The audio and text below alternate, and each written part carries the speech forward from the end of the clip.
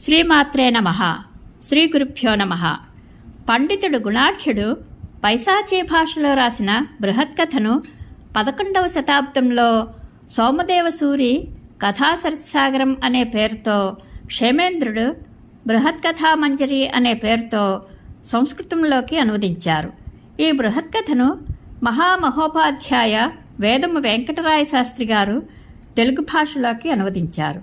ఇది కొంత గ్రాంథిక భాషలో ఉంటుంది.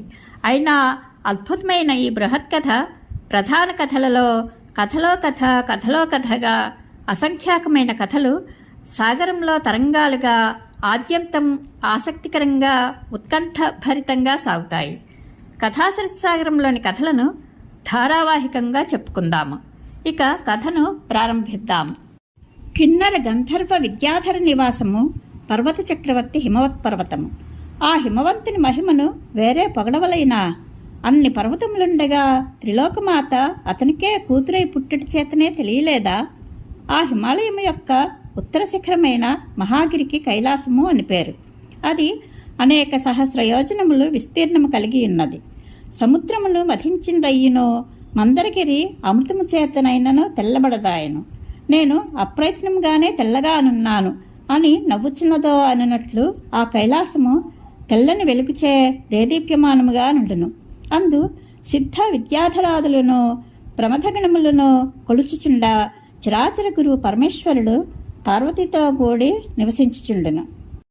ఏ దేవుని ఎర్రని జటాజోటమందు బాలచంద్రుడు సంధ్యారాగంచే వెలుగు నదయగిరి శృంగమందలి విహార సుఖమును పొందుచున్నాడో, ఏ భగవంతుడు అంధకాసుని హృదయమును త్రిశూలమును గ్రిచ్చి ముల్లోకముల హృదయశూలమును వెలువరించినాడో, ఏ దేవదేవునికి దండ ప్రణామములు చేసి సురాసురులు తమ చూడామణుల యందు అతని పాదనఖ ప్రతిబింబముల చేత ప్రసాద ప్రాప్తార్థ చంద్రుల చేతనంబు వలె ప్రకాశించుచుందురో, ఆ పరమేశ్వరుని ప్రాణనాయిక పార్వతి ఒకనాడు ఏకాంతమున చనువు మెరసి సన్నుతుల చేత సంతోషపెట్టెను.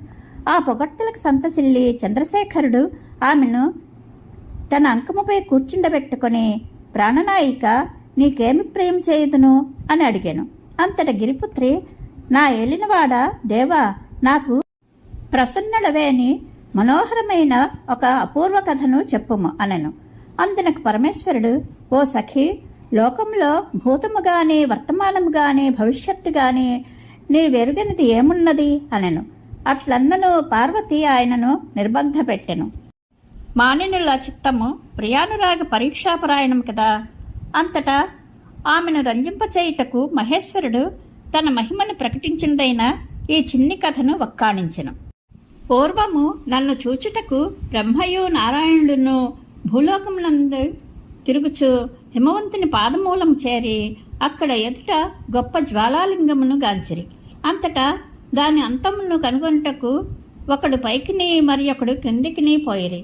ఎంత దూరము పోయినను తుదగానలేక మరలి వచ్చి నన్ను తపస్సుల చేత మెప్పించిరి. నేనును ప్రత్యక్షమై వరము అడుగుమంటిని. నన్ను తన కుమారుడను కమ్మని బ్రహ్మ అడిగాను. అట్లు తానే సర్వోత్కృష్టుడు కావలనని కోరిన దోషం చేత అతడు లోకములో అపూజ్యుడైనాడు. నారాయణుడు, స్వామి, నీకు శుశ్రూష చేయుచుందును గాక అని వరమడిగాను.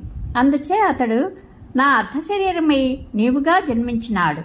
నీవే ఆ నారాయణుడవు, శక్తివి, నేనే శక్తిమంతుడను, మరియు నీవు పూర్వజన్మందు కూడా నా భార్యవు. ఇట్లు చెప్పగానే శంకర్ని, నీకు నేనెట్లు జన్మాంతరమందు భార్యనైతినో చెప్పమని పార్వతి అడిగాను. అతడు ఇట్లు చెప్పాను.